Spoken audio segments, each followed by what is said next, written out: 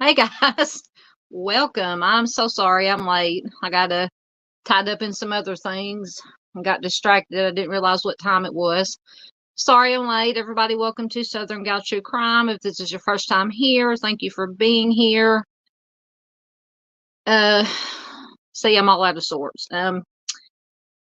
If you're watching on replay, thank you for being here. Let's see who we got.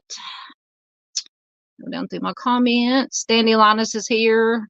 No, Dandy, I don't have any documents.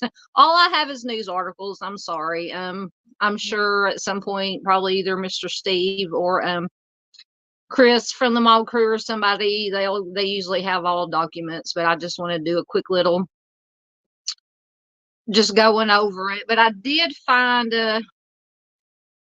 because I'm not big into documents. I know some people are, and that's fine, but I found actually an article talking about the DNA, how they use the DNA off of Heuermann's daughter's, I think, as some kind of energy drink can. And it just, anyway, it's an interesting article. I hope y'all find it interesting because I'm more into like the forensic side of stuff. But anyway, so Dandy's here. Thank you for being here.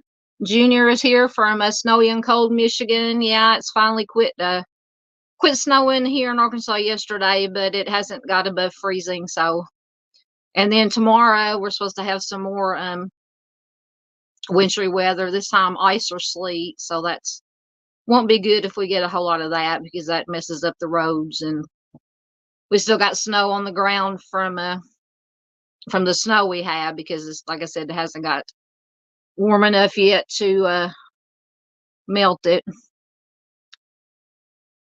Michelle C is here. Good to see you, my dear. Always good to see everybody here.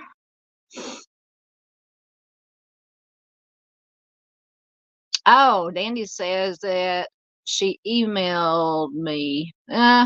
Thank you. Let me check my email if I can do it on my computer right quick. Oh, why did I do that? No. Sorry. Like I said, I'm unprepared and late tonight, but that's all right. Let's see if I can get my email to work on my laptop.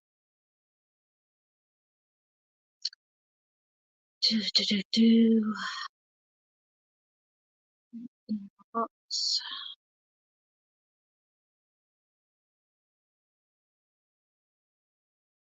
Well,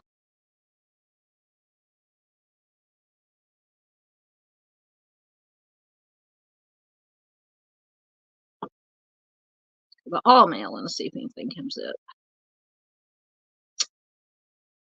I'm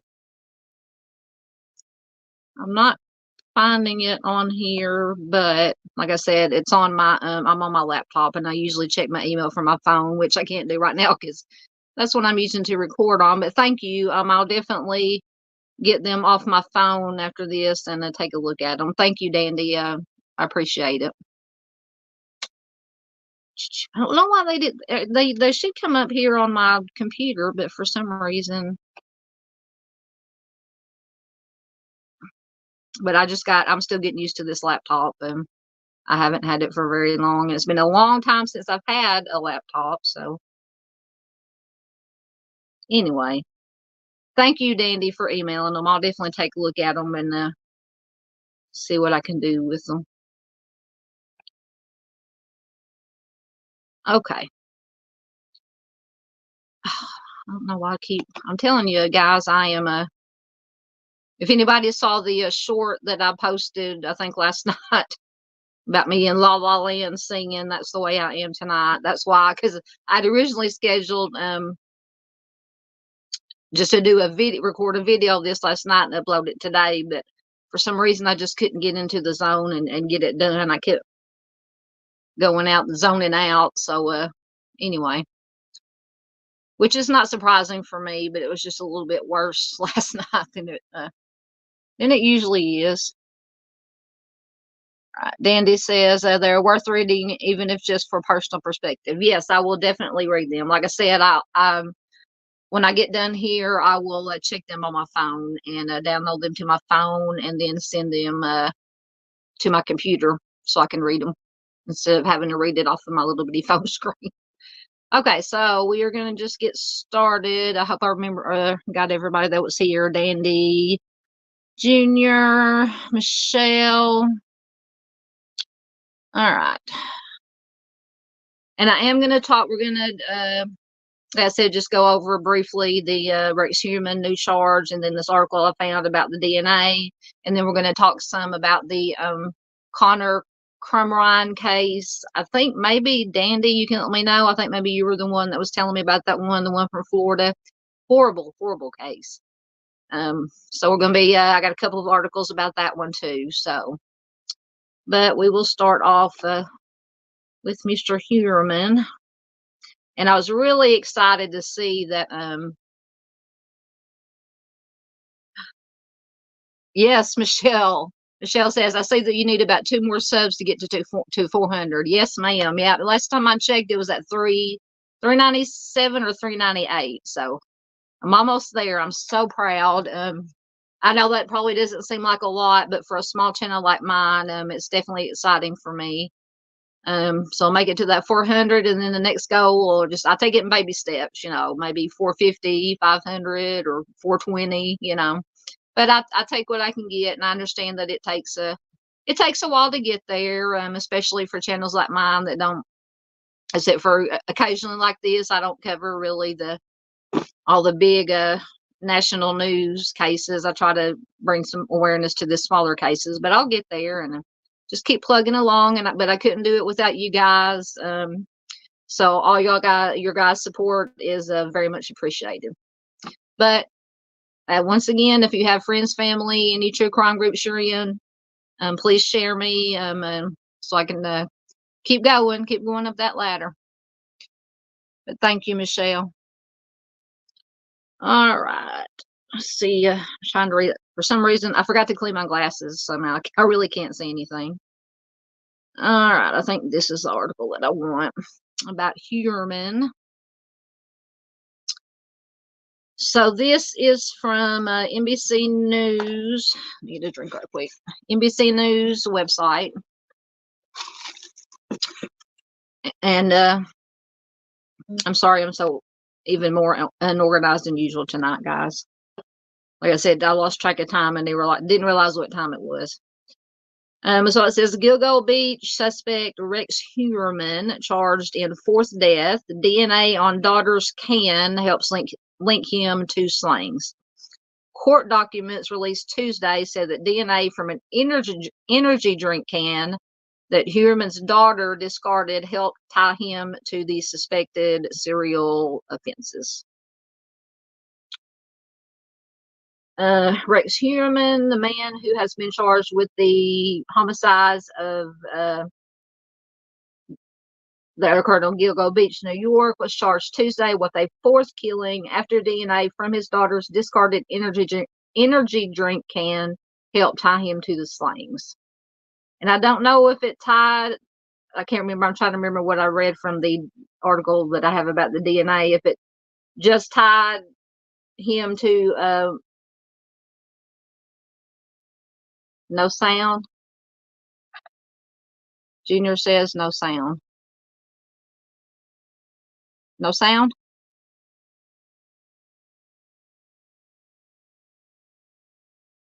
Can y'all hear me? Somebody let me know if you can hear me.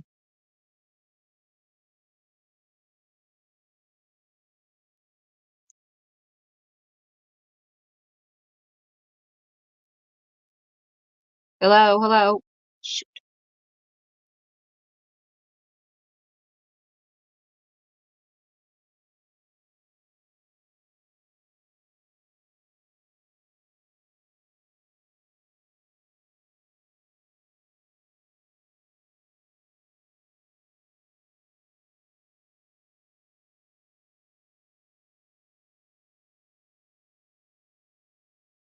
Okay, can y'all guys hear me now?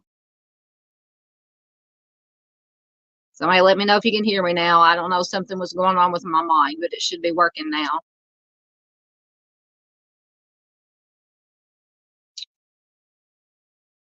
Dandy says she can hear me. Can y'all still hear me? If you can put 1 in the chat. Okay, so Michelle says yes. Thank you. Okay. Junior said he couldn't hear me. All right. Yeah, something. I went out and checked my mic, and for some reason the mic couldn't shut off.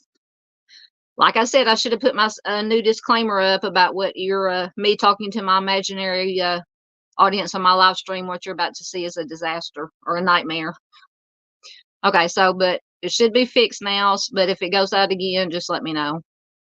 I apologize. Okay, back to the article. So I'm gonna start over. Well, actually, I'm not, because we know the background of Heuermann. So the charges in the suspected serial offenses unsealed Tuesday at the Suffolk County Courthouse in Riverhead on Long Island are in connection with the homicide of Maureen and Brainard-Barnes, 25, whose remains were found near Gilgo Beach. Like I said, I'm very excited that they were finally able, allegedly, hopefully now, link her to him, to Heuermann, because I know that they had suspected him from the beginning. But they just sometimes it takes a little time and effort and work that they put into it to be able to get the evidence to charge him. So Heuermann was considered a prime suspect in her death. He has already been charged with the deaths of Melissa Barthelemy, Megan Waterman, and Amber Costello, who were all found also on Gilgo Beach. Of course, he pleaded not guilty to the new charges. Said that he remained silent during Tuesday's brief court appearance, and his estranged wife, Asa Ellerup, was in attendance. He's looking forward to fighting these charges, and we are doing that, Attorney Michael Brown said at a news briefing. Heuermann is being held without bail.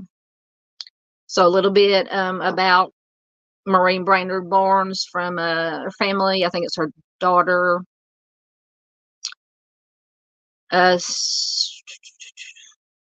Well, first from the Suffolk County District Attorney Raymond Tierney said that Maureen was an intellectual and a writer who cared deeply about the people that she loved.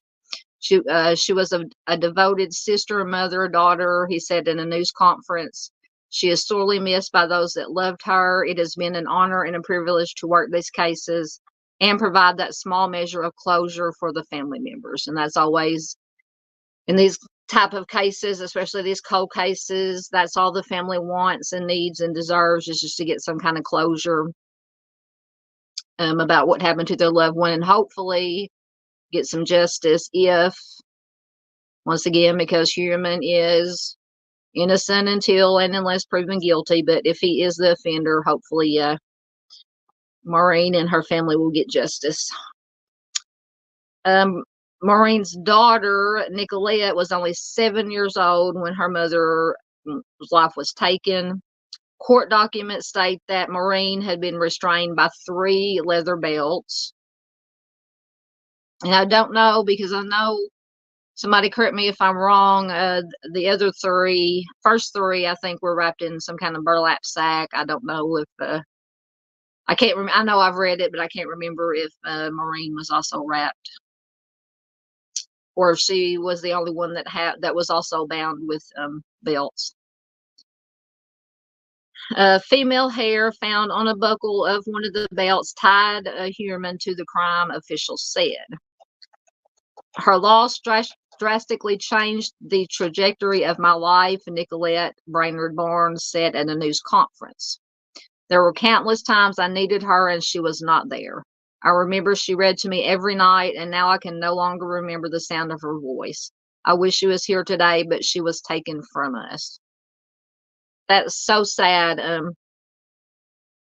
About not even, she was 7, so that's old enough to have pretty good memories, but yeah, being gone so long, because I lost my dad about over 20 years ago now, and I have to make myself in my head, and I also with my grandparents and everybody that I've lost, just make myself hear their voices in my head, so because I'm just so afraid that I'm gonna forget.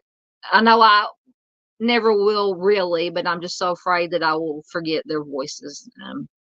But anyway, um, she said the indictment, quote, has brought hope for justice for my mom and my family, and that's all you can ask for is at least some hope.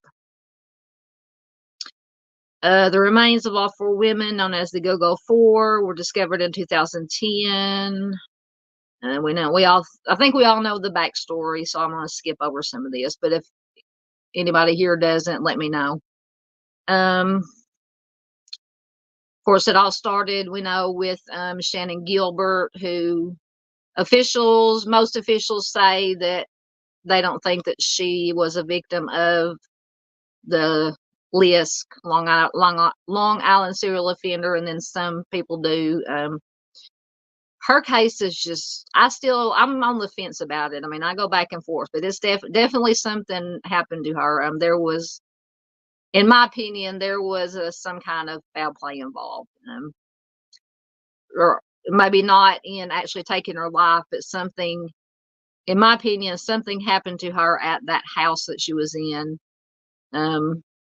Or she perceived that it was, because either something happened or she was given some kind of substance that altered her or something. But it was just, and I still think that, and once again, this is my opinion, but anybody out there, feel free to let me know. I still think, I don't trust her driver.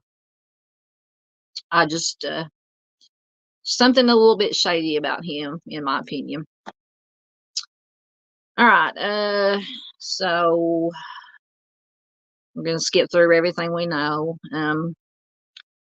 Heuermann's wife and children were traveling out of state during all of these homicides. The documents state that this allowed him unfettered time to execute his plan for each victim without any fear that his family would uncover or learn of his involvements in these crimes. And any of you here, probably most of you here, have watched True Crime Web with Mr. Steve. If not, go check him out. There's a link to his page on the homepage of my channel down at the bottom. But last night he did a live that broke down serial offenders and how they pick like their dumping grounds and where they hunt their victims, and when they do it. Like I said, in Heuermann's case, he did it when his family was out of town or out of the country. But it's very interesting what Mr. Steve had to say last night.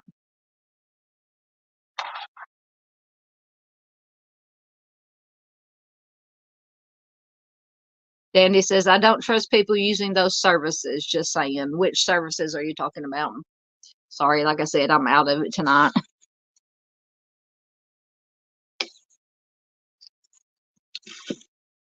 You talking about driver services or the Craigslist services, or just let me know.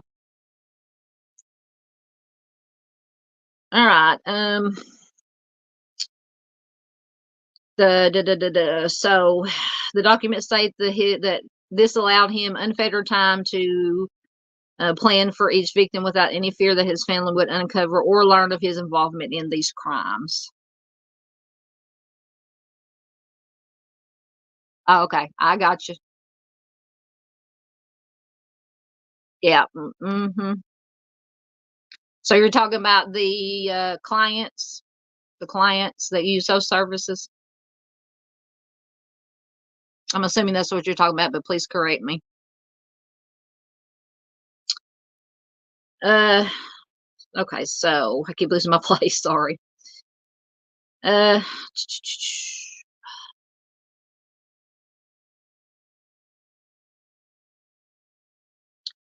oh, okay, I lost my place again. Sorry, guys. I'm telling you, it's going to be a dumpster fire tonight.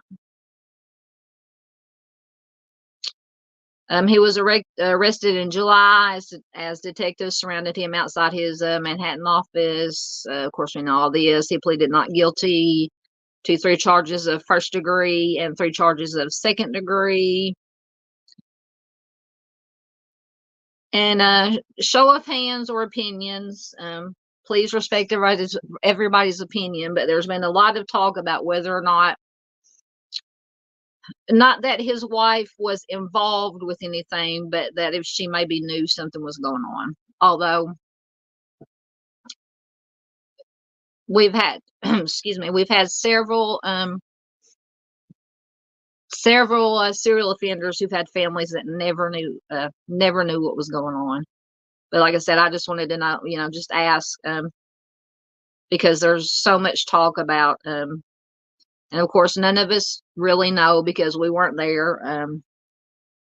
I just feel sorry for their family. But now, if she did know something was going on, and I wouldn't have that much sympathy for her. But anyway, so the remains of Maureen Brainard-Barnes were discovered along Ocean Parkway on December 13th, 2010, according to authorities. Her remains were found along with the remains of Costello and Waterman, and Barthelomew's remains were found December 11th of 2010. Of course, all 4 worked as Craigslist escorts, and they were last seen between July 2007 and September 2010, according to the case timeline. Maureen's sister, Melissa Cann, became emotional as she talked about the death. She said that her sister is, quote, more than how she's been portrayed. And that's the thing. No matter what you were doing, what background you came from, what you may have been involved in, because there's also some people out there that, nobody deserves to for their lives to be taken that way, no matter what. It's just, because like I said, they are people. They had feelings, they had emotions, they had families, they had friends that will love them and miss them. And it's one of the things that infuriates me when I read the comments and stuff about, well, they shouldn't have been doing what they were doing or whatever the case may be. But you know they're still human beings. That's what it comes down to. We're all human beings. uh So Maureen's sister goes on to say she was first and foremost a loving mother, a caring sister, and a giving friend, Cann said through tears. With the loss of Maureen came unimaginable pain and panic. My life shattered with the confirmation of Maureen's death. Several other sets of remains were uncovered during the search for Shannon Gilbert, including the partial remains of Jessica Taylor, the remains of 24-year-old Valerie Mack, a female toddler, the toddler's mother, a male, and an unidentified person. Now, as of right now, Rex Heuermann is not suspected in all of these remains that were found, and he has not been charged with the deaths of Gilbert, Taylor, or Mack. And it says his next court hearing is scheduled for February 6th. So we will see what will happen with his next court hearing. So that's the basic. Let's see what we got. Junior says, I think the wife knew something was going on, at least all these. Yeah, yeah, and it may be that um she knew about I gotta be careful how I say what you said, Junior, the stuff. But I don't know about the actual homicides, like I said,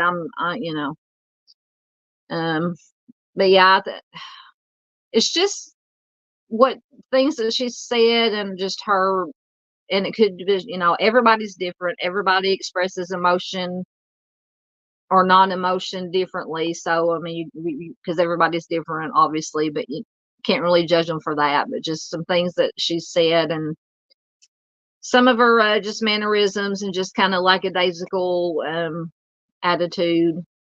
It just makes me wonder. Yeah, Dandy says, I find it hard to believe that she had no idea what was going on in her home. Yeah.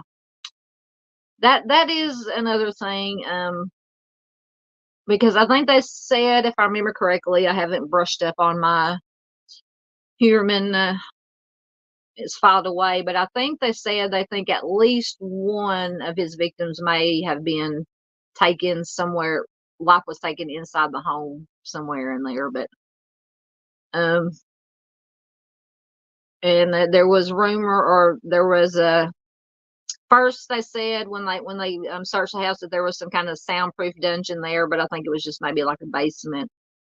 Um, but from what I understand, at least the outside of the house, I don't know the inside of the house. The outside of the house was just like ramshackle, falling apart. So even if he did do something in the house, it may have been so messy that her and the kids wouldn't have noticed anything out of place or amiss.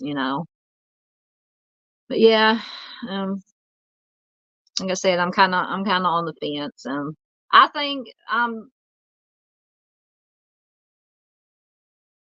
I agree with both at Junior and Dandy. I think she probably knew or had a suspicion that something was going on, especially as Junior said, the S stuff. But I don't know about the homicides. But we will see. Maybe.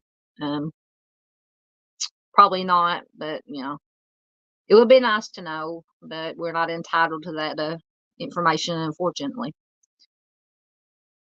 All right. All right, so the next article I had was the one I found very interesting, and I hope y'all don't find it boring. About the DNA.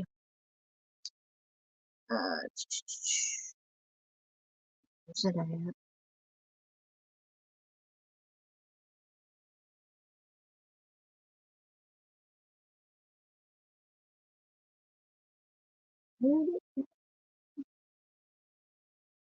Oh, there it is. I thought I lost it. I knew I bookmarked everything I was going to read from. There it is. Yep, I agree. Michelle C says if she did, I'm sure law enforcement knows. Yep, most definitely.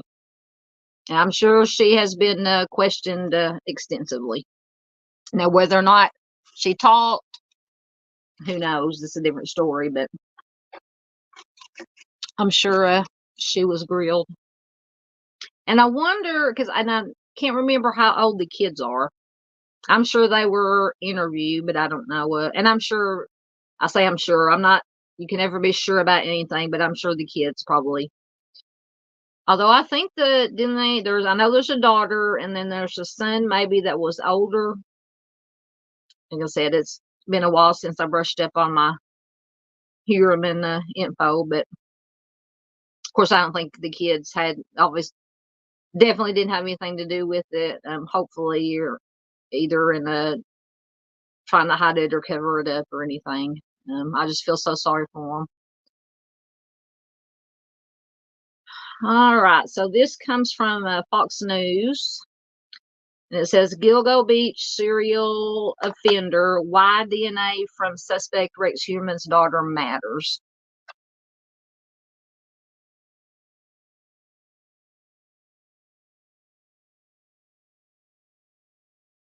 Okay, Junior Johnson says from what Shannon's lawyer said, they were having wild parties at the home.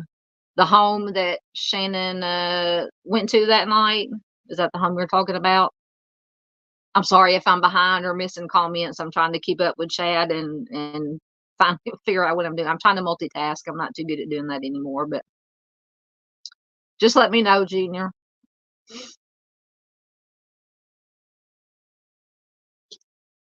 All right. Get down to nothing wants to work for me tonight.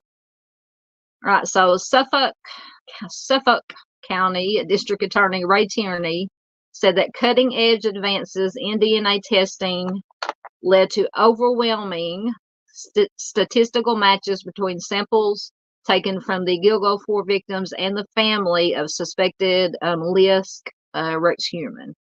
Speaking to reporters after Heuermann's arraignment on a fourth homicide charge Tuesday, Tierney said the latest test results helped bring charges for the death of Marine Brainard-Barnes, 25, and strengthens the case against Heuermann in the other 3 homicides. So that's why I was wondering if this evidence that they found apparently from his daughter's drink can, if it was just linking her definitively or if it would have had more evidence for the other 3. So apparently it's going to help definitely or allegedly, hopefully, definitely links him to Maureen, and then it says it strengthens the case against the other ones. So that sounds like good news.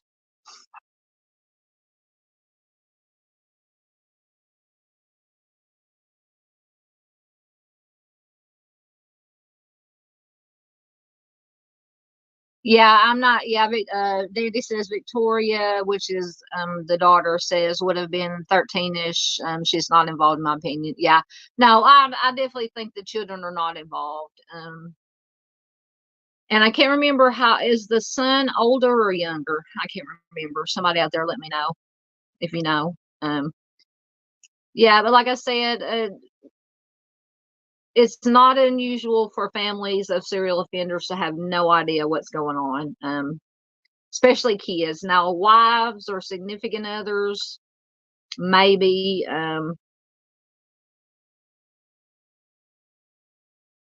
That's a good point, Dandy. I thought about that too. Dandy Linus says it leads me to believe these crimes were committed in the home, linking Asa and Victoria via hair. Yes. Because the only other way, or well, and I would love to, and I'm sure Mr. Steve will at some point because he's the CSI DNA guy. Hopefully, we'll do discuss all this DNA thing, but the only other way I can think of is transfer.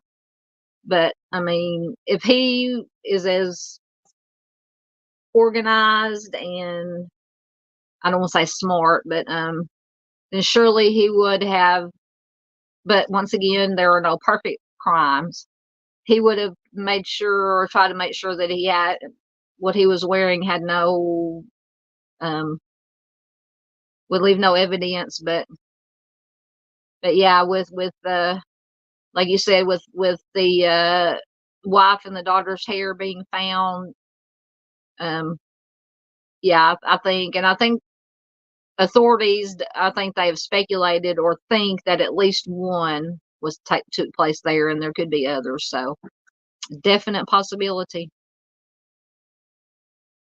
And Dandy says Christopher is roughly 33. Okay. Thank you for that information. Like I said, it's been a while since I brushed up on my Heuermann information.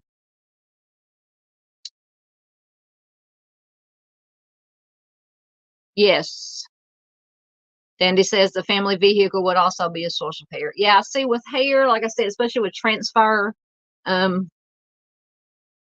you can go into, say, like a grocery store, or go anywhere out in public and a restaurant, and you could sit or whatever, and because everybody sheds hair and skin cells, and then you could go commit a crime and leave that a person who's completely innocent, whose hair that you just picked up on your clothes, it might transfer to the victim instead of your hair.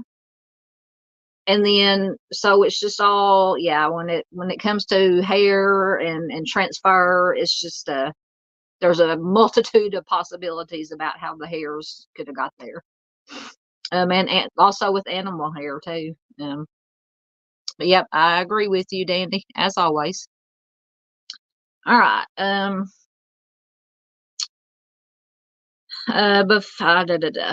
Forgot where it was. Okay, before an indictment for Maureen Brainard-Barnes' death, Heuermann already faced homicide charges in the deaths of Melissa, Megan, and Amber. Okay, we're going to skip over what we already know. Heuermann had been under surveillance for more than a year before police arrested him outside his business, his architecture firm. Court documents revealed Tuesday that detectives also tailed his daughter, who is not a suspect, obviously, but whose DNA was transferred to one of the victims, allegedly by her father, while she was on a beach vacation. Because, like I said, they think that all of his crimes happened when his family were either out of the state or out of the country. Because I think her family came from somebody remind me. I can't think of where Asa's family's from. So detectives not only collected DNA samples from the suspected offender and his wife, they also followed his daughter on a train ride and picked up her discarded Monster Java can out of the trash. Then lab testing allegedly matched it to a sample collected from victim Amber Costello. So the sample they found on the can matched to Amber Costello. Interesting.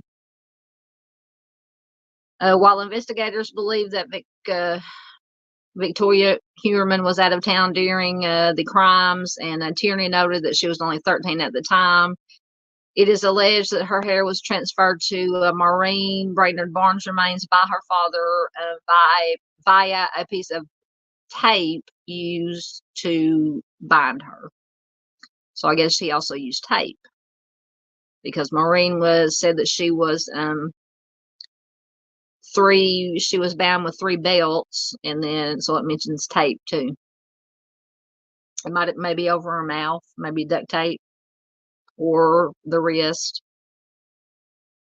Tierney told reporters after the hearing, investigators charged Heuermann with Maureen's death months after the other victims because they were waiting for the results of, quote, cutting edge SNP,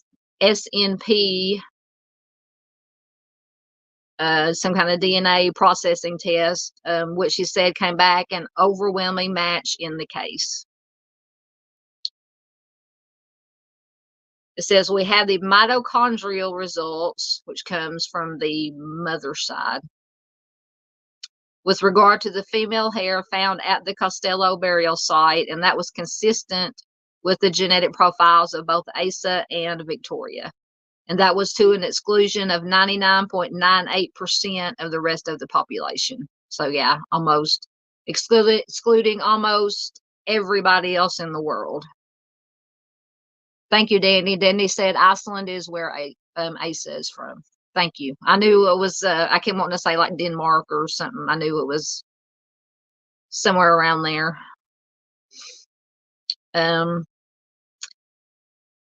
So it says, if you remember the science of mitochondrial DNA, unlike nuclear DNA, you inherit that solely. Mitochondrial DNA solely comes from your mother.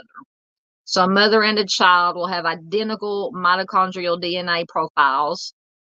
It says we now have nuclear DNA profiles on all 5 of the question hairs, and we use this using the SNP or SNP process. Like I said, I'd love to pick Mr. Steve's brain about what all these different processes are. Although he was more in, I mean, I know he knows about DNA, but he was more into collecting it.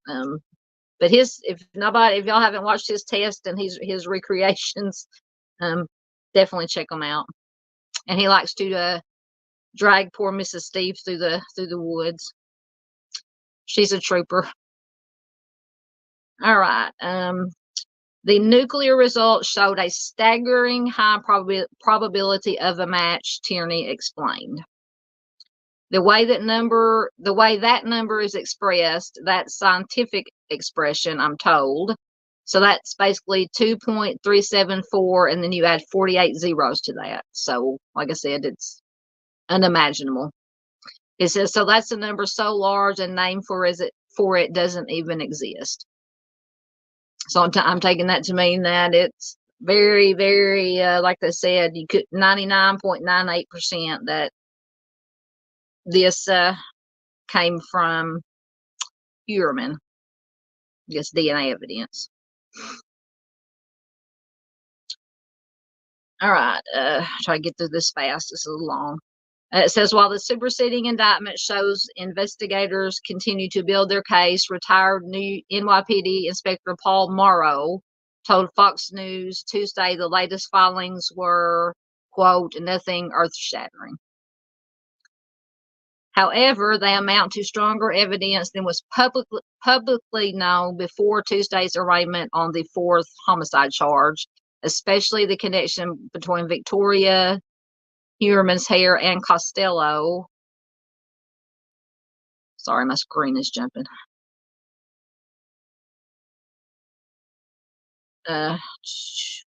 Which he said, quote, confirmed earlier suspicions. The Costello connection is also important because her, I'm just going to say manager, is the lone eyewitness identified in public court filings who described an altercation with a, quote, ogre, matching Heuermann's physical description, and helped lead police to the suspect vehicle, which was, of course, the green Chevy Avalanche. Like the one authorities discovered from the suspect's brother's home in South Carolina. After Heuermann's arrest in July, investigators seized, of course, all his phones and other devices. And Tierney said, ultimately finding more evidence in the case that helped them land an indictment for Maureen's death. Among the new files, police obtained cell phone billing records that Tierney said show Ellerup and her children were in Atlantic City, New Jersey, when Maureen went missing July 9th, 2007, and Heuermann joined his family there July 13th. So, another case, and I can't remember what they called it, you had the 4 young women that were found in Atlantic City, New Jersey. There's always been questions about whether he could have been involved or have been the one to take their lives, because we know he definitely had ties to New York, South Carolina, and Las Vegas, and they were speculating, or I don't know if they ever confirmed that he had ties to Atlantic City, New Jersey, but at least he's visited there. We know that much, so that's interesting. Junior Johnson says, I find it hard to believe people don't know what's going on in their own home. I'm single now, but when I was married with kids, I knew what was going on. Yeah. Like I said, I grew up in a house with a small house with 5 people, 2 parents and me and my younger brothers, and you couldn't do anything in this house without everybody else knowing what was going on. But like I said, of course he did it when they weren't there, but he must have been really, really good not to leave any kind of evidence behind. Either that or, and a lot of these serial offenders pick, for lack of a better word, women who they can control, who are very gullible and vulnerable and will believe anything that they say. Reminds me of the Herb Baumeister case. He and it was from I'm drawing a blank now. Anyway, he was it the Alaska one? Anyway, he had buried a lot of his victims on land that he lived on with his wife and kids. And apparently one of the kids found a skeleton buried in the yard, told her mother, which was his mother, who was Harp's wife, that, hey, Mom, come look, I found this skeleton. And she asked Herb about it. She didn't call the police. She asked Herb about it, and he said, "Oh, that's my dad, who apparently was a doctor, and I buried him in the backyard." And she just accepted it. So, I mean, you never know. Like I said, these at least from what I've read and heard, these serial offenders pick. They know who to pick, who they can basically control for the most part, who won't ask too many questions. But that is a very valid point, Junior. Thank you. Okay, moving along. Ellerup's attorney, Bob Macedonio, told Fox News the family had no idea that Victoria Heuermann was being followed until the bail application came out Tuesday. So I wonder, and I can't remember, it may tell in here, when they started, if they started following her, when they started tailing her father. Says the homicides of all four victims occurred at times when Heuermann's wife and children were traveling out of state, which allowed Heuermann unfettered time to execute his plans for each victim without any fear that his family would uncover or learn of his involvement. Despite that, Heuermann allegedly transferred his family's DNA to the victims, where it sat for years before genetic testing had improved enough for police to make use of it. So, like I said, I've always been involved in the forensic side of stuff. I grew up watching. Of course, I know that real forensic work is not like the TV shows, but I loved CSI, all of the CSI shows on TV. But when it comes to the real thing, I'm interested in that too. And it just amazes me that 30, 40, and 50-year-old cases are being solved using this new advanced DNA processing and genetic genealogy and all that. Dandy says, I find it weird that she filed for divorce and snuffed him until the Peacock docuseries come along. Now she's there. Yeah. I'm sure she's going to get her 15 minutes of fame and write her books and make her documentaries and I don't want to say laugh all the way to the bank, but because I know, or everywhere, at least everywhere, or in a lot of states, that the actual offender cannot make money from like books and TVs. But I don't know about family members. If anybody knows if that also applies to family members, let me know. Hey, Dave. Dave's here. Good to see you, buddy. How you doing? He says he's listening and driving. Are you checking on the owls? I bet you're checking on the owls. Be careful listening and driving. How's the weather up there? Or how's the weather where everybody is? I know Dave's up in the Northeast, and Junior is in Michigan. Dandy, I can't remember where you're from. I'm sorry, dear. So be careful driving and listening and driving. But thank you, Dave, for listening and driving. I appreciate it. Wow. Junior says that she got $800,000 from him. That's a lot of money. See, and like I said, I know, and like I said, I don't know if it's everywhere, but some states or places, they don't allow any of the offenders. Texas, Michelle's from Texas. It's been cold down there too. It's been cold everywhere.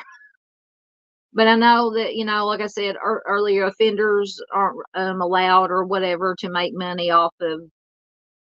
But I don't know about family members. And I don't think, even though they may not have known anything about it, I don't think they should be allowed to make money off of it either. That's just my opinion, and apparently for most of y'all's too, or at least Dandy.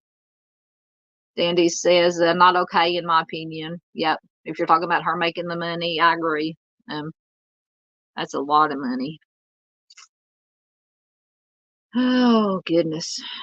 Just I feel so sorry, and of course for all these victims. All right. So once again I lost my place.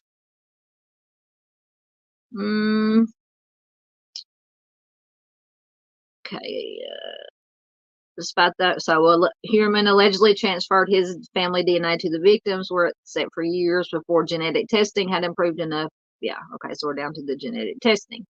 Investigators found Maureen's Brainard-Barnes bound with 3 leather belts, one around her ankles. Hair on that one showed the genetic link to Asa, the wife, according to the new filing. Waterman's remains were found were bound in duct tape. So I was wondering earlier because they said that the hair was found on tape, if it was duct tape. So apparently there was duct tape involved. This is according to the prosecution. And the hair recovered from her bindings also matched Asa. A male hair in the burlap material used to conceal her remains allegedly matched Rex's directly, according to court filings. Oh, Colorado. Okay, so Dandy is in Colorado. So yeah. Oh, excuse me. Definitely cold in Colorado. And is a son of Sam Law. Okay, thank you. Yeah, I knew there was some kind of law, or I was thinking that where offenders could not make money from their crimes. So thank you for letting me know that. Ooh, Dave said it is 10 degrees. Wow. Actually, last night, and I'm here in Arkansas for anybody who doesn't know, that's here in chat or maybe watching replay.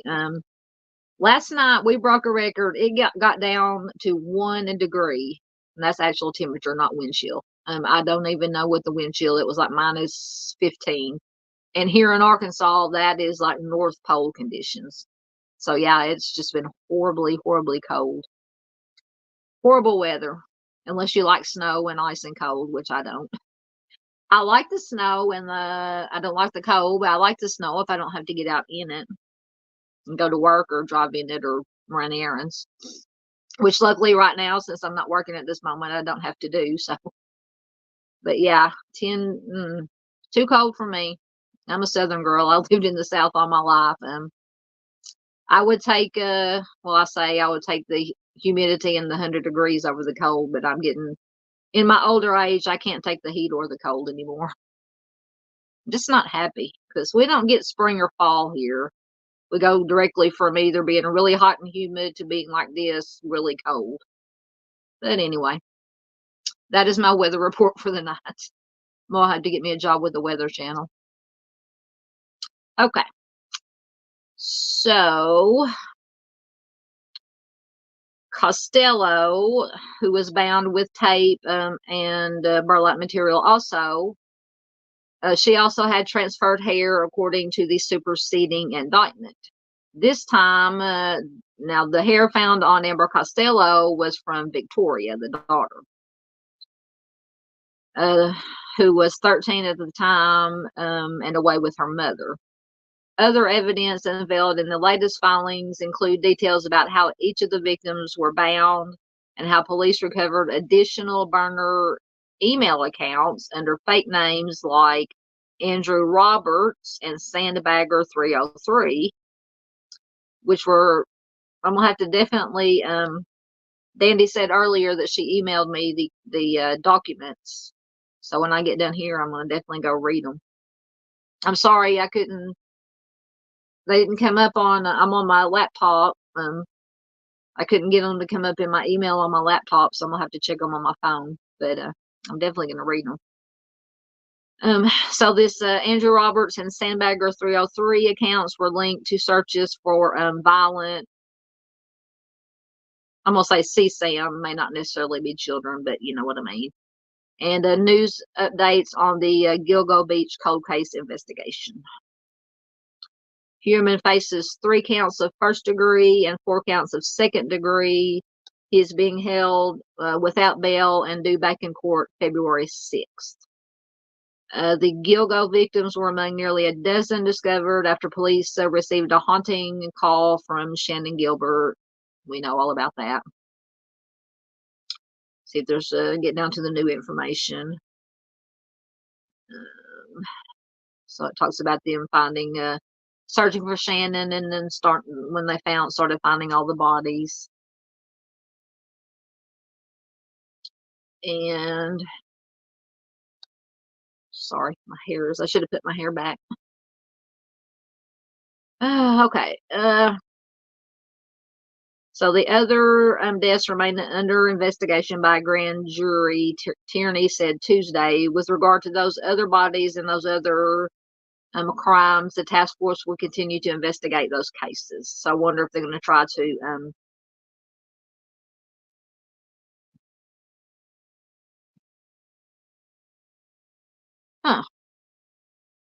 Dandy says it says the email is invalid with the address I previously emailed.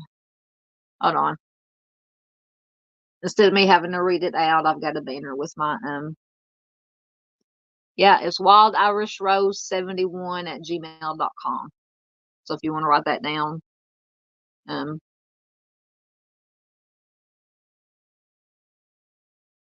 just let me know when you got it. Yeah, that's my, and hopefully I've got it. Let me make sure I've got it right on the screen. WILDIRISHROSE71@gmail.com. That's it.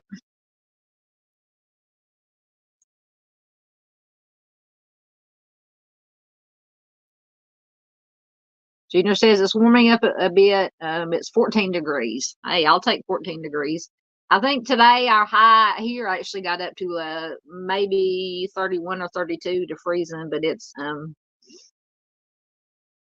to get colder tonight. Now, like I said, tomorrow they said we might have some sleet or ice coming in, so that's going to be a mess.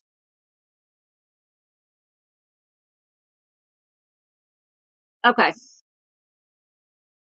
Let me see if I can post it in the chat. Should come up when there it is.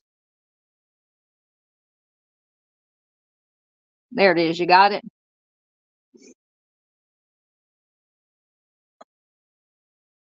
Okay, you said you got it. Okay. All right. Let me know if that works for you, Dandy. You said you got it. All right. Oh, and I should get since Dave was in here earlier, if I was on my computer, I could type stuff in, but it's hard and I can't remember. But please check out Dave's channel. He said, I think he said he was going to do a live early morning or late Friday night, early Saturday morning about the Delphi. But it's at Danger Dave 3160. His link, go to the homepage of my channel, scroll down to the bottom where it says visit our friends, and it's Dave. It's linked there. So definitely check Dave out. And if you can't stay up late to watch his early morning, late night lives, definitely watch the replay. So I'm going to, Dave, if you're still listening, I will be there when you do your live on Delphi, most definitely. Okay. Says with regard to those other bodies and those other crimes, the task force will continue to investigate those cases. So I wonder if they will try to see. I'm sure they'll see if there's any link to Heuermann or if it's somebody else. Because there was another, and once again, somebody in chat helped me. There was another serial offender that was operating in that area the same time that Heuermann was. I think he was convicted of to Bitroff. I can't think of his first name. I think his last name was Bitroff. They they think from some things I've read that this Bitroff guy might have something to do with some of the other victims, but I could be wrong as usual. So if anybody knows, let me know. All right. So it goes over Heuermann. Yes, Junior. Dave does have a channel. Please subscribe. Dave is great. He covers. He was on the last time, I think, this past weekend.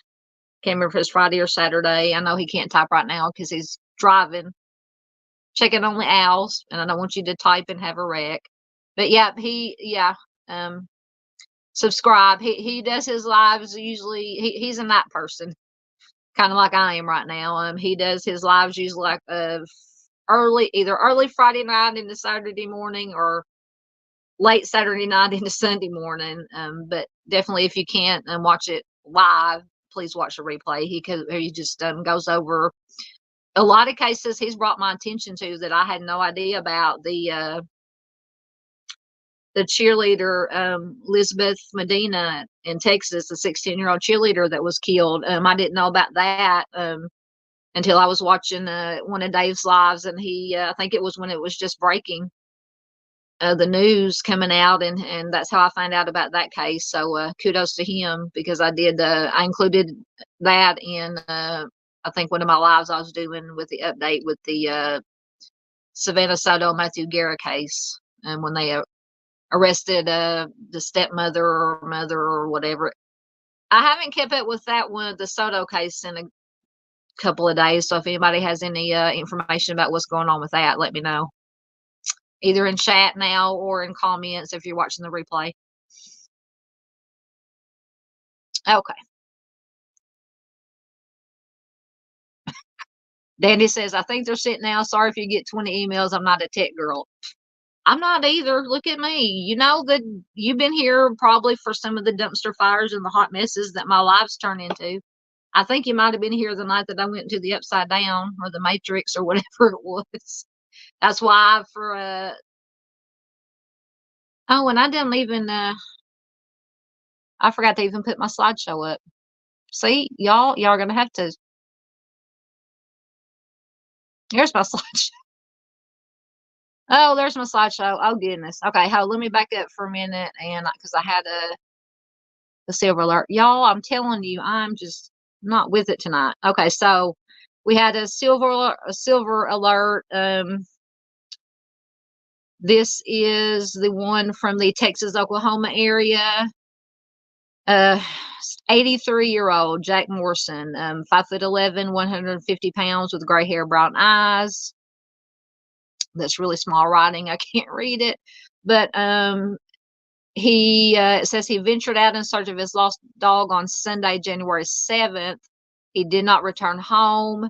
Around 5:15 that afternoon, Jack's maroon 2000 Dodge Dakota truck was seen on security camera at Ozzy's convenience store heading south. And this was, I think, in Oklahoma. I can't say big words.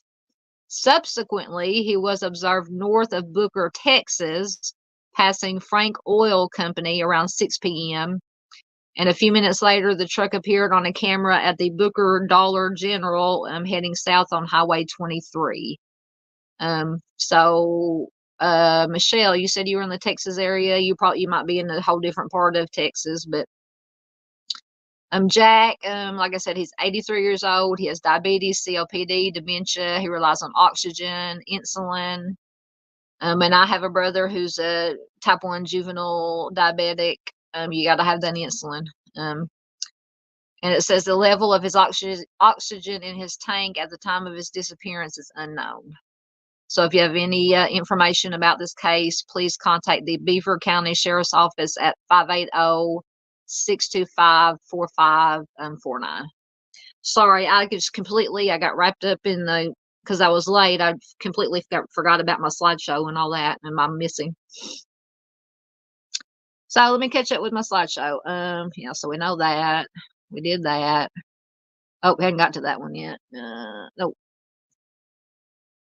Okay, so we are caught up with the slideshow. Thanks, Dave. Dave said, if you don't have a catastrophe during a live, it isn't alive. That is true. That's true. You have a very valid point.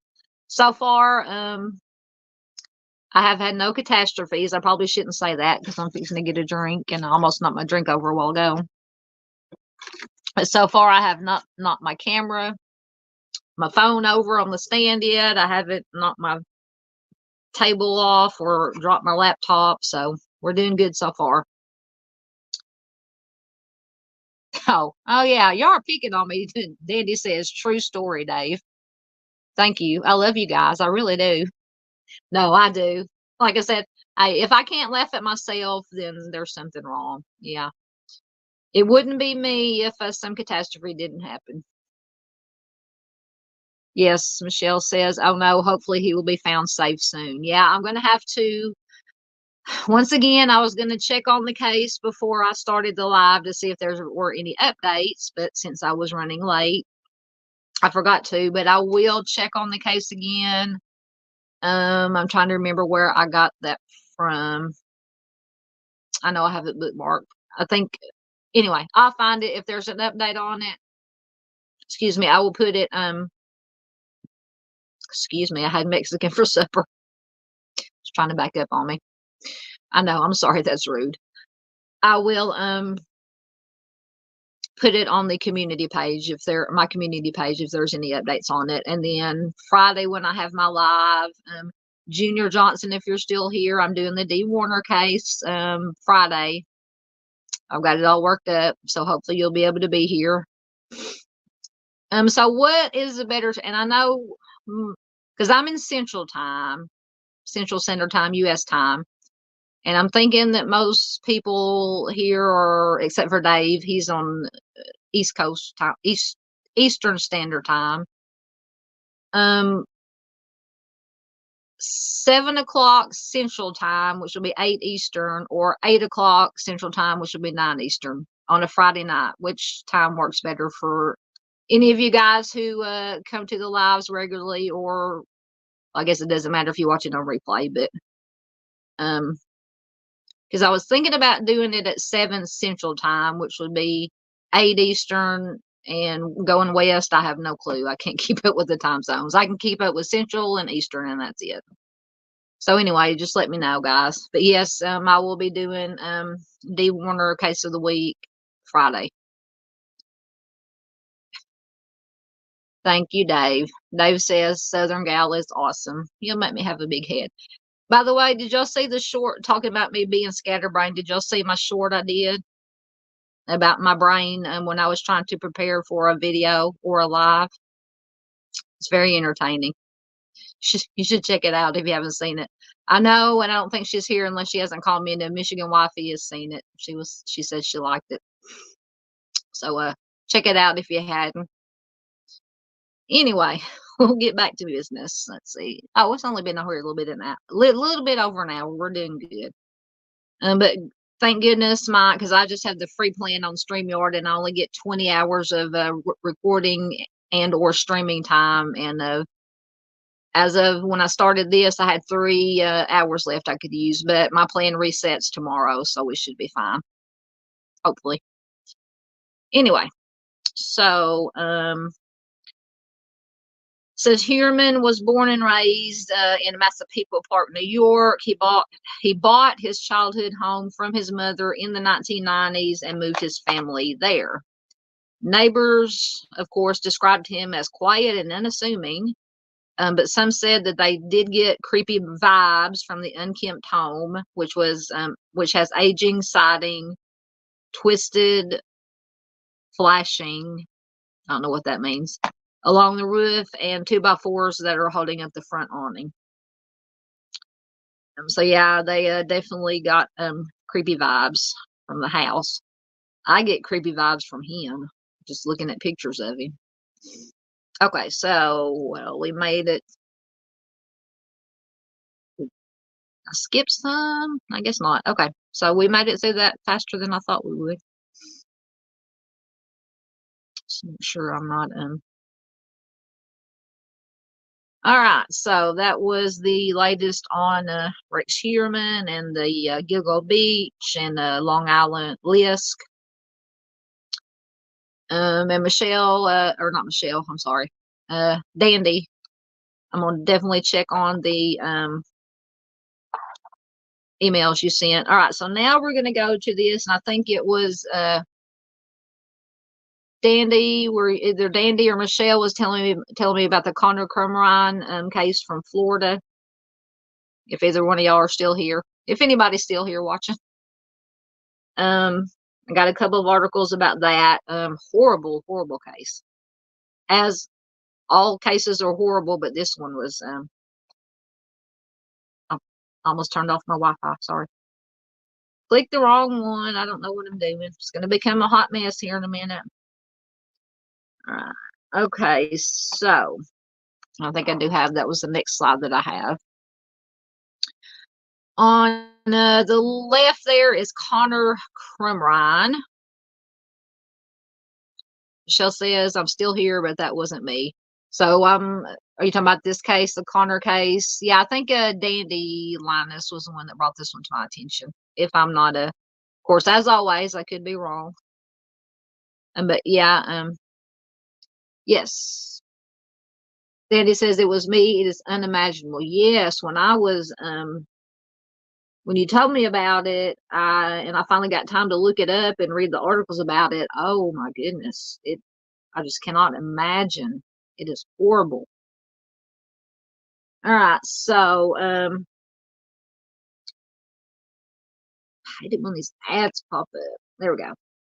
So this is first article is from Law and Crime website. And it says a quote, he's stabbing me. Man took the life of his mom after he said he would take sister to heaven, deputies say. So just from reading this, he definitely had some mental something going on, something bad going on. I'm not making light of Junior says he's still here. Good. Did you hear me say I'm going to do D. Warner Friday at either 7 o'clock Central or 8 o'clock Central? Anybody who wants to attend the live, let me know which time works better for y'all. Like I said, I know Eastern time, but I don't know if anybody's on West. I don't know. I can't keep up with what time it would be in the West. Okay, so and just looking at this picture of him is it almost this picture that I'm looking at, and I think it's the same picture that's on the left there, the mugshot. Almost gives me because I've always said that I cannot look at pictures of Richard Ramirez because to me, in my opinion, if there was a devil in the flesh, it's Richard Ramirez. Something about the eyes and the look. To me, this picture of Connor Crumrine gives me bad Richard Ramirez vibes. Now, I'm not saying that he is or could have been a serial offender, but just this picture gives me the chills. Anyway, so Connor Crumrine fatally stabbed his mother, Jennifer Crumrine, who you can see there on the right. Deputies said, and this picture is, yes, it is his mugshot from the Charlotte County Sheriff's Office. So authorities claim a man fatally stabbed his mother in the neck after she planned to take him to a mental health facility for his concerning behavior. Yeah. The victim, Jennifer Crumrine, 54, had initially survived her injuries, but passed away at a hospital, documents state. As of Sunday afternoon, and let me see, this article was from December 31st. It's about 3 weeks old. As of Sunday afternoon, like I said, this was 3 weeks ago. Records in Charlotte County, Florida, show that the defendant, Connor Crumrine, is 23 at this point, He was only charged with 3 counts of aggravated assault with a deadly weapon and 1 count of resisting an officer without violence. Deputies said Friday that they are working with prosecutors to update charges to reflect the passing of his mother after his mother passed away from her injuries that he caused.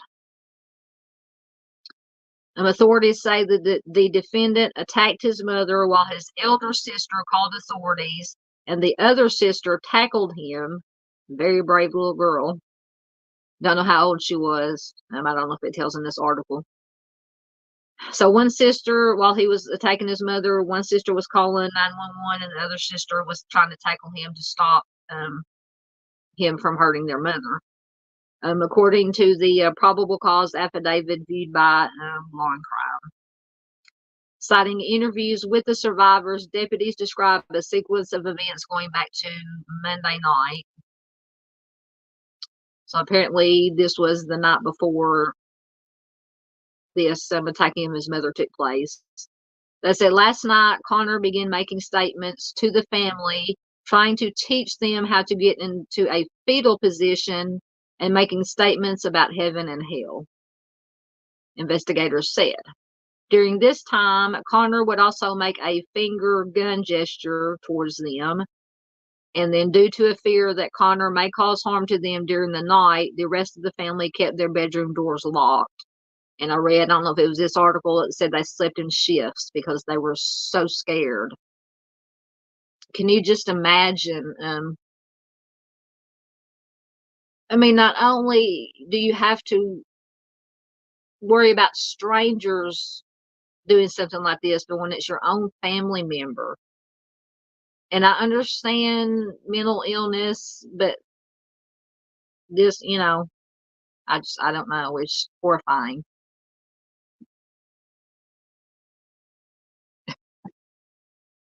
Thank you, Michelle. I'm glad I'm not the only one. Michelle said, "Oh my God, I was wanting to say Richard Ramirez too." Yeah, that picture just. Of course, his eyes and hair are not as dark as Ramirez, but it's just the eyes and the look on his face, definite Ramirez vibes, which is not good. Dandy says he looks like Michael Jackson. Wait a minute, let me look at this picture bigger again. Yeah, I can kind of see that too. I don't know how I should say this. He kind of looks like if Michael Jackson and Richard Ramirez had a love child. I'm sorry, that's probably horrible of me to say, but yeah, I can definitely see the around the nose and the mouth. I can see the Michael Jackson resemblance.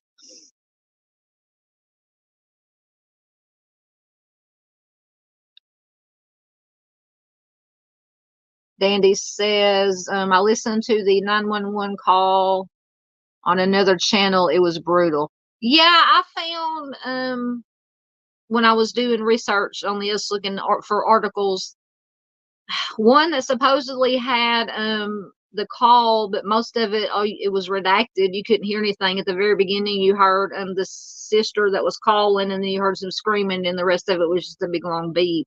So I want the uncensored. Okay, so Dandy says, yeah, I didn't search for it on YouTube yet. If you search it on YouTube, it will come up. Listen with caution. Yes, thank you. Yeah, I'm gonna definitely look it up and listen to it because I don't want to, but then again, I do because I want to get an idea of more of an idea. I know it was horrible, but just more of an idea.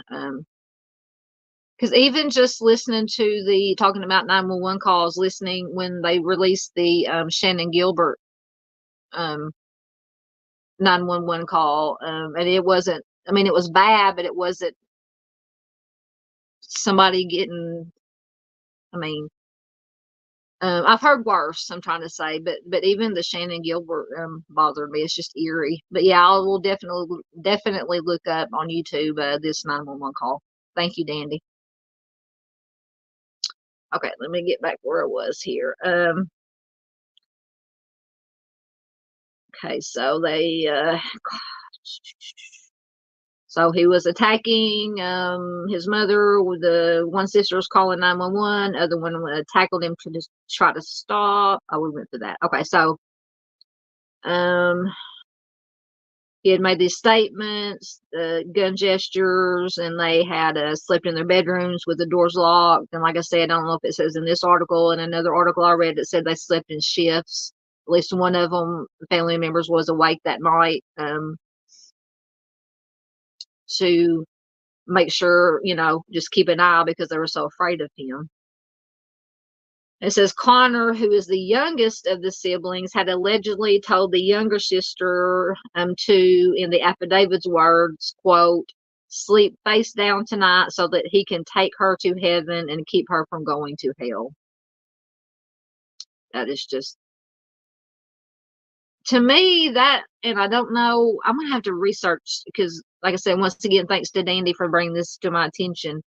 This gives, when it's talking about, going to heaven and hell or keeping them, sending them to heaven so they wouldn't go to hell. This gives me like some cultish kind of vibes going, like Waco kind of stuff and all these other cult things that.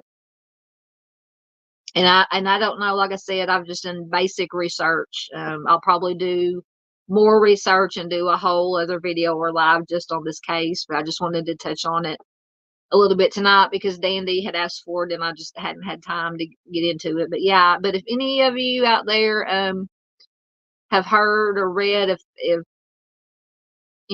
he was into any kind of, and when I say cult, I don't mean like satanic cult. I mean like the brainwashing type of cults. Like I said, like the Wacos and the the one that they all took their lives or whatever when the hate comet came through. Those kind of brainwashing type of cults. So Dandy says that the call is heavily redacted. Yeah. Yeah, Dandy says, Mom tried to get him help. It wasn't in time though. Yeah. It's so sad. I cannot imagine. So like I said, he told the youngest sister or younger sister. So it says he's the youngest. So I guess so the two sisters were older. He was the youngest, so it was the younger of the two sisters. So he told her to sleep face down so that he could take her to heaven to keep her from going to hell. Fearful that he might hurt them, the rest of the family slept in shifts, deputies said. The situation escalated Tuesday morning. They had planned to go on a cruise that day, and then the mom decided to miss it in order to arrange for Connor to stay at Charlotte Behavioral Health Center for mental health care. Like Dandy just made the point, she was trying, but it wasn't in time, unfortunately. And I'm sure she had probably tried to get help for him before. I don't know. Like I said, I've got to do more research into this. But Dandy, if you know, if he had ever been checked in, she had ever had him checked into a mental health facility before this happened. But if he was exhibiting this kind of behavior before, I definitely would have been trying to get him some help. So Connor's mom had told him her plans for these arrangements for him to go to this mental health center. And he procrastinated getting ready, documents said. The mother asked the older sister to call the facility. While this sister was on the phone, she heard her mother scream, "He's stabbing me, he's stabbing me." Once again, I can't imagine. She found her brother stabbing their mother, documents said. The elder sister tried to disarm him, but this caused a minor laceration to her finger. The younger sister woke up to the sound of her mother calling for help. She tackled Connor and wrestled with him over the knife, authorities wrote, and the older sister worked on trying to save their mother's life. These were two, and I don't know if it told how old they were, two brave young ladies, very brave. Deputies arrived to find Connor struggling with the younger sister who sustained a stab wound in the upper back. This is according to documents. Connor still had the knife in his possession, but he was not actively using it at the time that the authorities got there.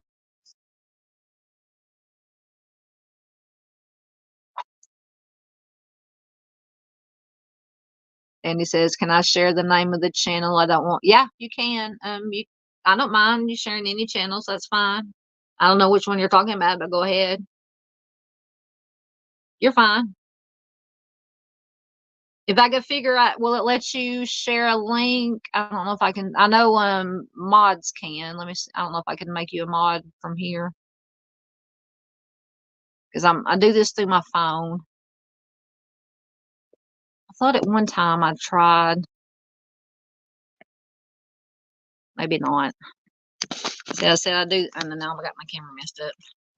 I record and look at comments and do everything on my phone because when I tried to, when I got me a new laptop, but when I tried to just use my Wi-Fi hotspot and do StreamYard and everything using my laptop, there was so much of a lag in it because my cell service sucks, so the hotspot wasn't working good. So therefore, I'm still recording and doing everything on StreamYard through my phone. So makes it a little bit harder to the docket. Oh, I've heard of the docket. Yeah. I think if any of you've watched Grizzly True Crime, Gizla uses a lot of stuff from the docket. I thought there was a way that I could make mods through my phone, but I'm not sure because I know mods can share links if I'm correct.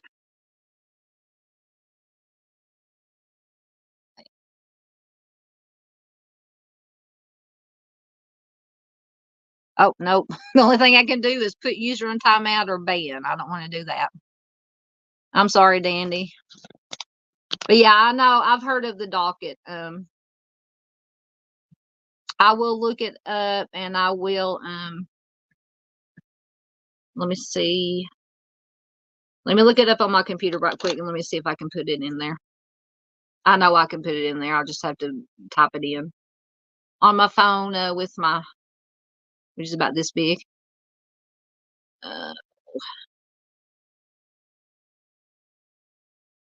Oh no, 1 second. Let me bring up my other browser. Because for some reason on the Chrome browser I'm using, I've got two different browsers. On the Chrome browser, I'm not logged into my YouTube account on the Chrome browser, but I am on Microsoft Edge. So it is the docket.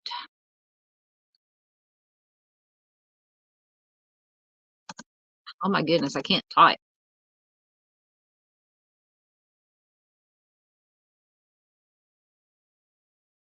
Docket. There it is.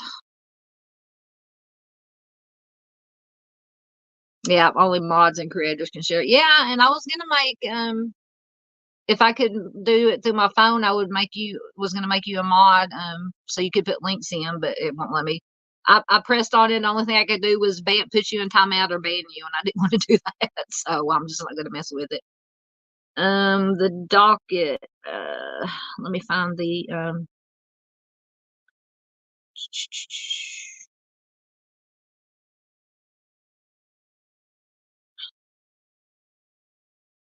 hold on.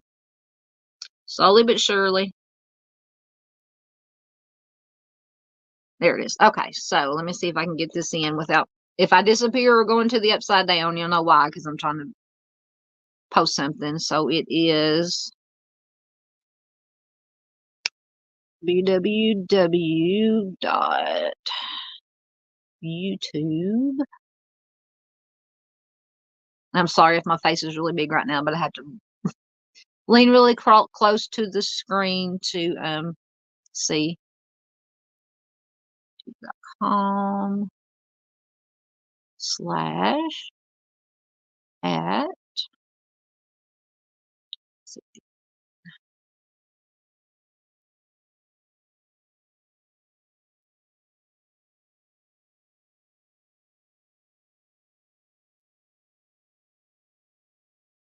Okay, let me know if that worked. Because I didn't put the HTTP and all that mess in there. That should work though. Anyway, you guys know how to look up stuff on YouTube. But yeah, the docket is like I said. If any of you guys have watched Grizzly True Crime, she uses a lot. The docket sends her a lot of stuff that Gizla uses.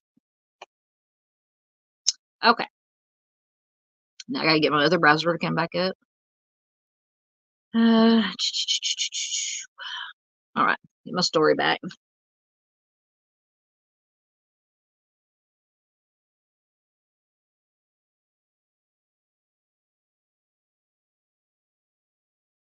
All right, yeah, Dave says have to add mod in YouTube. Yeah, that's what I thought.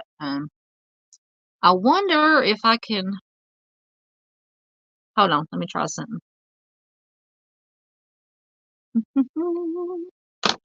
And anybody can tell me because I've never had mods. If I make you a mod,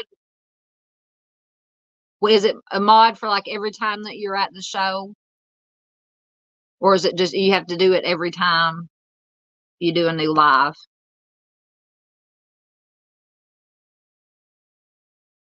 Let's see if I can go into my own live on my laptop and make y'all some mods so y'all can put some links up. Because I don't mind y'all.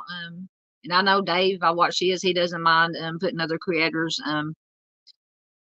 As long as it's an, which I trust y'all. Y'all, if y'all are here watching me and have watched True Crime Web and Chris, so y'all know what I'm talking about. Only good stuff. So I trust y'all to put links in. Okay, let me go to YouTube.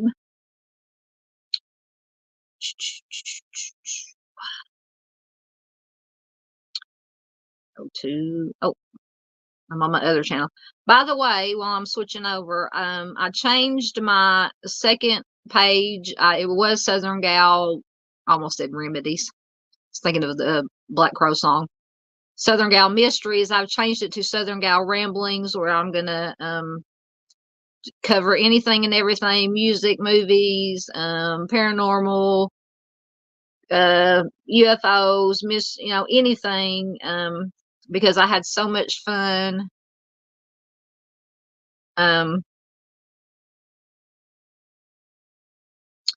Making my Shaggy Mr. Bombastic short about me spacing out when I was supposed to be getting ready to do a video. That I changed my other channel is going to be my goofier side, even goofier than I am here. So if y'all want to go check it out, I don't have a lot put up yet. I did put up a couple of shorts of when I went to the Bret Michaels concert the other day. It was December 30th of this of 23.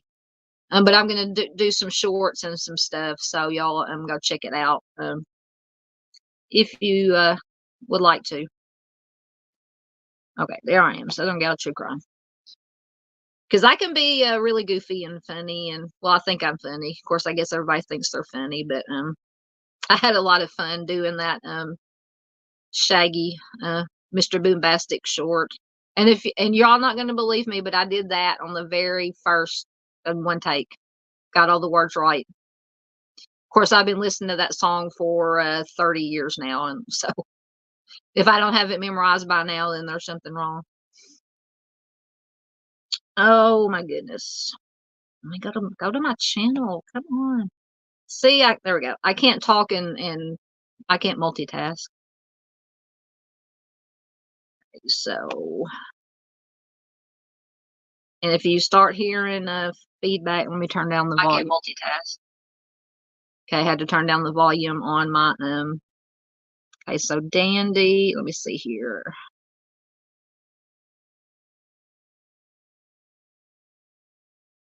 Add as moderator. All right, Dandy, you're added as a mod.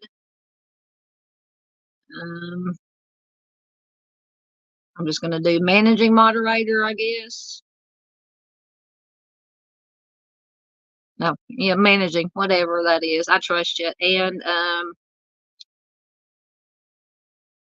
where's Dave? There's Dave. Dave.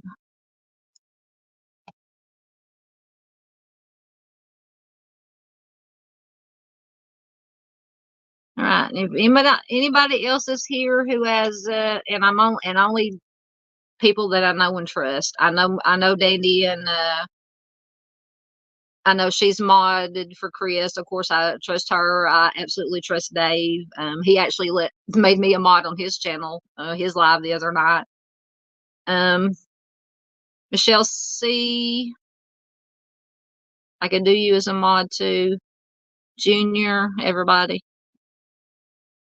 Just let me know. Dandy says, I see my wrench. Yay, I did it right. I didn't even think about going to it on my computer to do it. See, I do need help. I mean, y'all know I need help anyway, but so Dandy has a wrench, Dave has a wrench. So y'all can put in links and do whatever mods do. Like I said, there's only 6 people in here. Yeah, Junior, you can have a wrench if you want to, as long as you promise not to post any bad stuff. No, I trust you. Let me go. Okay, there you are. Yeah, just so y'all can post links to either just don't get happy and put people in timeout just to, to be funny, but I trust y'all. All right. You should have a wrench now, Junior.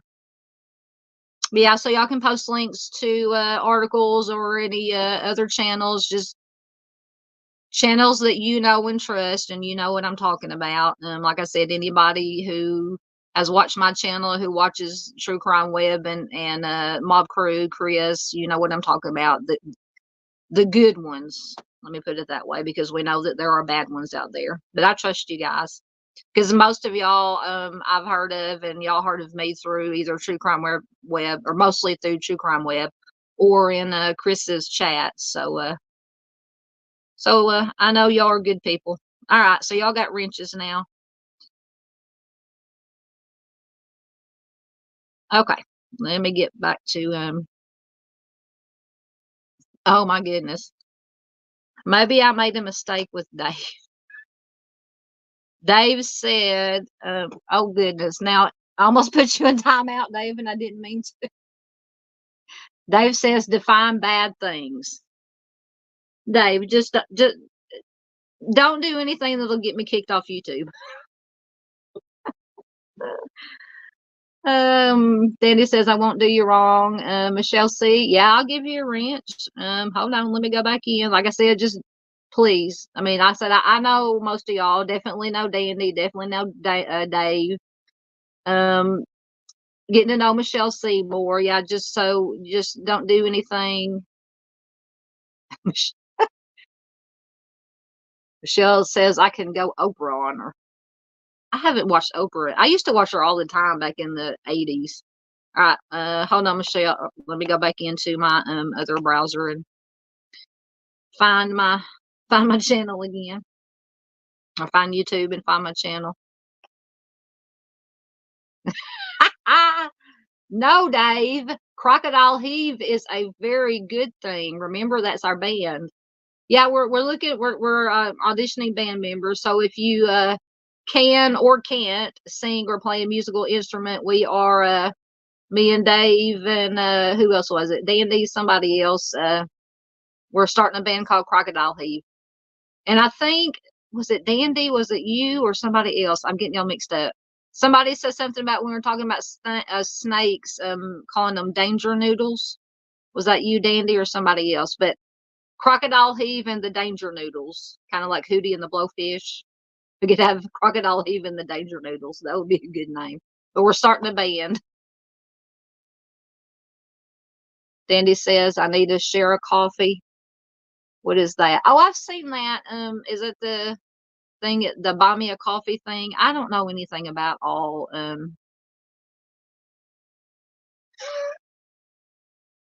Are you talking about me, Junior? I'm going crazy tonight, honey. I've been crazy for a long time, darling.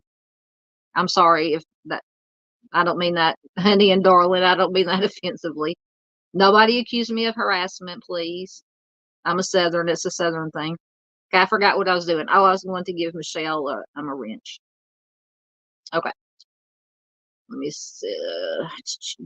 My channel. Go into my live. No, not add the queue. Stop it. Y'all, we're fixing to have a dumpster fire. I don't know what I'm doing. I know what I'm doing. I just can't talk in a yet. Dandy says, let's fund the channel. I'm hoping, like I said, I'm not doing this, although I'm not working right. I would love to be able to make a living doing this because actually, where's Michelle? There she is.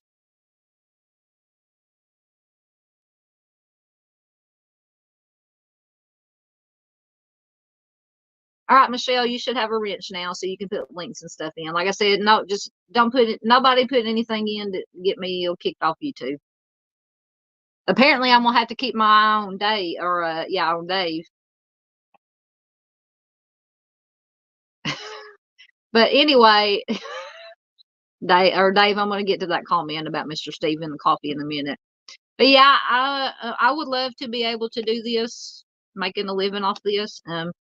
I'm getting closer to retirement age. I still got about 10 years or so to go, but I'm currently not working right now. I'm taking a little time off. I was a home health caregiver for 10 years, and I just anybody who, or if anybody out there watching, or anybody you ever or has ever done, and I was just a PCA. I'm not like a CNA or anything, although I do anything that a PCA or a CNA does.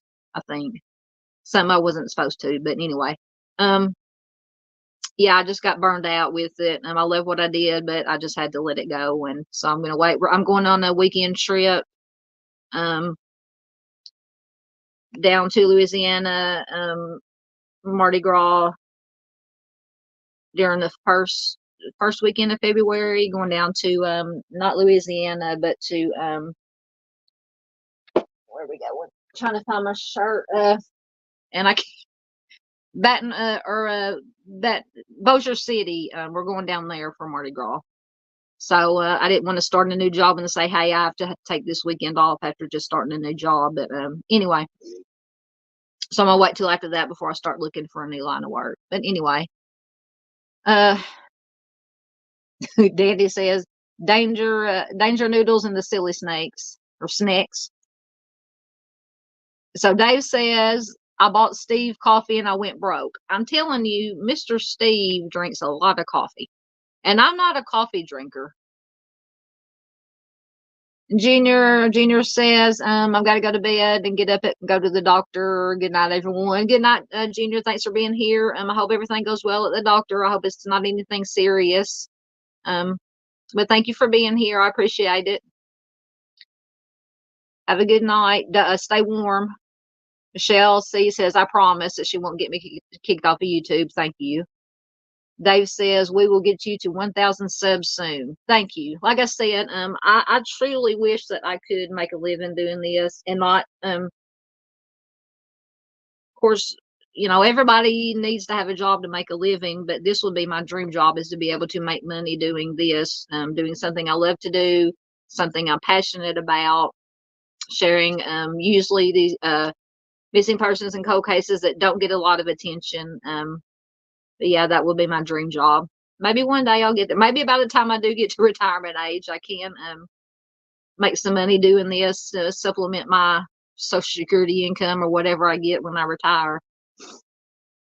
And I think I read and Mr. Steve had mentioned to me here a few weeks ago when I was a guest on his live before the show started backstage. We were talking. I think you only have to have one. They dropped it from 1,000 subs to 500, but you have to have so many regular watch hours, or like 300 million shorts views. I mean, it's not that many, but it's like maybe 3 million shorts views. So I don't know. But I was closing in on 400, but right before I went live, I checked and it was 397 or 398. I forgot to look at it when I had it up a while ago. But yeah, thank you to everyone who has subbed, who has liked, shared, commented. Yeah, and please give this live the good old thumbs up before you leave. That helps tremendously to help the YouTube algorithm or whatever push it out to more people. So I thank everybody who has already subbed and who likes, shares, comments, attends my videos or lives, watches my videos, gives the thumbs up and all that. So like I said, just any friends, family, true crime groups you're in, if you think they'd like my videos and stuff, please do share me. It's very much appreciated. Okay. Oh, I brought up the wrong. Oh, we got to finish with this horrible Florida case. Okay. It is very bad, very bad. All right, where were we? So he was, yeah, like I said, I get a lot of bad brainwashing, culty kind of vibes from just the behavior that's been described by Connor. That was, so I would be interested to know if he had any contact or any kind of connection with any kind of brainwashy, culty type people. Okay, so so the family slept in shifts that night. The call, so we went through the call. Deputies arrived to find Connor struggling with the younger sister who has sustained a stab wound in her back. I think we went over that. Connor still had the knife when the authorities came in, but he was not actively using it at the time. He was given multiple commands, which he ignored, and he was ultimately tased. He continued to be non-compliant with law enforcement orders, and he had to be physically removed from the bedroom and detained on the scene. First responders took Jennifer Crumrine, which is his mother, to Fawcett Memorial Hospital, where she eventually passed away from her injuries, documents stated. The defendant allegedly declined to speak post Miranda, so they read him his rights, and he asked for an attorney. The court scheduled an arraignment for January 29th, and okay, so that was that. That was the basic info, and I do have the article where they upgraded the charges. I can find it. There it is. Hope you're all still hanging with me out there. I know it's been kind of a dumpster fire tonight, but like I said, I got a late start and I don't really have it even less together tonight than I usually have it. Okay, so this is from, says mysuncoast.com, but it's an ABC news website, local, I guess local to Florida somewhere. So charges upgraded for Charlotte County man accused of stabbing his mother to death. So the 23-year-old Charlotte County man accused of attacking and stabbing his mother to death is now facing red rum charges. Connor Crumrine was taken into jail on December 27th. According to court documents, Crumrine attacked his mother Jennifer and his sisters with a knife. He was initially charged with just aggravated battery and, excuse me, sorry, but those charges have now been upgraded to homicide after his mother passed away of her injuries. Jennifer Crumrine was a teacher at Sally Jones Elementary School. The attack happened after his family reported that he was acting bizarre, to say the least. His mother planned to stay home from a planned family cruise to take him to seek mental health treatment. And it says he will be arraigned on January 29th, which is, I don't even know what today is. The 17th. So about 10 or 11 days he'll be arraigned. So I'll keep my eye on it and definitely give y'all updates. So he has now been obviously charged with homicide. So I wonder if anybody think they're going to try the try or use the insanity defense, and if he is qualified, because there are different definitions of insanity.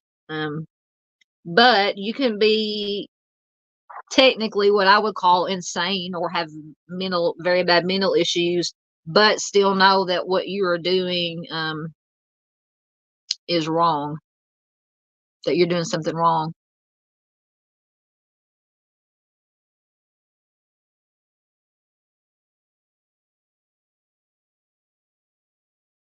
What?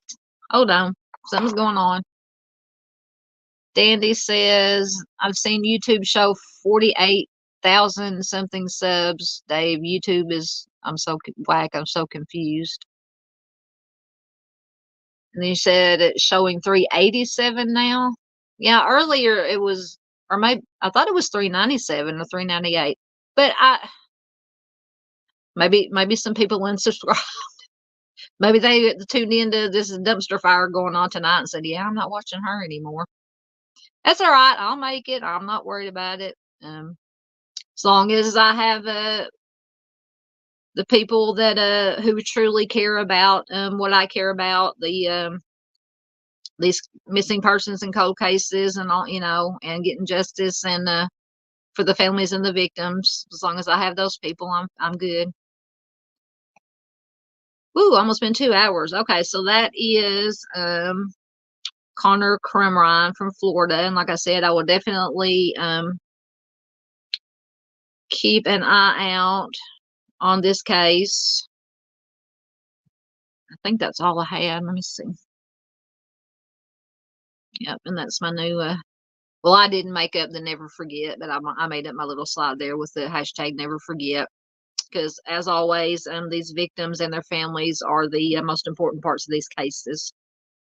So if anybody's still here, if you have any news about Delphi or anything else about Heuermann or anything else you want to mention real quick before we get out of here, let it rip. So I think I had 3 hours left before I reached my limit on my free StreamYard plan, but it resets tomorrow, so it'll be all right. I think that's all that I had. Like I said, Friday. Yeah, Friday, because I was going to say Saturday, but Mr. Steve usually has a live on Saturday. But I don't think I don't think Mr. Steve does lives on Friday. And then Chris has started doing his lives like really earlier, like 5:30 or 6:30 Central Time here. So just let me know either now or in comments if 7 o'clock Central Time which will be 8 Eastern, Western, you're on your own, I don't know. Or 8 Central Time, which will be 9 Eastern Time, and it'll be on Friday. And I know that some people do work on Saturday, which show what time would be better. Thank you, everybody.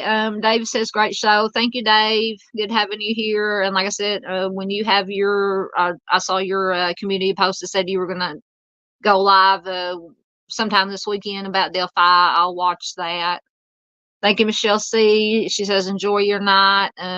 You too, Michelle. Thank you so much, hun, for being here. Okay, don't. Okay, so Dandy says 397. My bad, I was wrong. Hey, I'm wrong all the time. And I think YouTube does do weird things because it does fluctuate. Because I'll go and look, I'll check to see if I have any comments or anything, on my channel on my phone, and I'll look at the count and it'll say something, and then I'll check like 5 minutes later, and it'll be something else. So I don't know. YouTube is wacky. Dandy says, sleep sweet, everyone. Stay safe until next time. Thank you all for being here. I really, really appreciate it. Like I said, I'll be back Friday night with the D. Warner case that Junior has been requesting that I'm finally getting to. So anybody here watching replay, if you have any case that you want me to share that you think has not got enough attention, you can either put it in the comments or you can email me. Let me put my email back up right quick. There it is. You can email me right there. And if I can find any information out on it on the Google machine, as Mr. Steve calls it, I'll find everything I can and either do a video or a live to feature it. So thank you, everybody. I really appreciate it. once again, I'm trying to multitask. So everybody stay safe out there, stay warm, and take care of yourselves. Take care of your fellow human being. That is the most important thing we can do, is take care of each other. And I will see you guys Friday. Thanks for watching. Bye-bye.